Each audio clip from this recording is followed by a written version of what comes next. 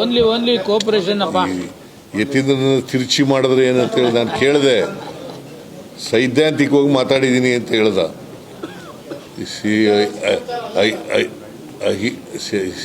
ಯತೀಂದ್ರನ ಕೇಳಿದೆ ನಾನು, ನೀನು ಏನಂತ ಹೇಳಿದ್ಯಾ ಅಂತ.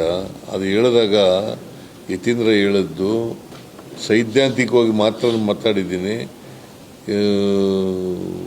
ಇಂಥವರೇ ಮುಂದೆ ಮುಖ್ಯಮಂತ್ರಿ ಆಗಬೇಕು ಅಂತ ಹೇಳಿಲ್ಲ ಅಂತ ಹೇಳಿದ್ರು.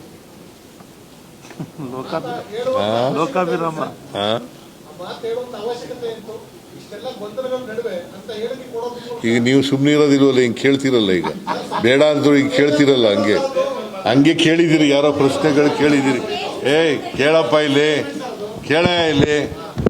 ಈಗ ನಾವು ಸಹಕಾರ ಸಪ್ತಾಹದ ಬಗ್ಗೆ ಮಾತಾಡಕ್ ಕರೆದಿರೋದು. ನೀವು ಹೇಳಿದ್ರೆ ಹಿಂಗೆ ಅಲ್ಲಿ ಯಾರೋ ಪ್ರಶ್ನೆ ಕೇಳಿರ್ತಾರೆ, ನೀನ್ ಕೇಳಿಲ್ದೇ ಇರ್ಬೋದು, ಅಲ್ಲಿ ಕೇಳಿರ್ತಾರೆ.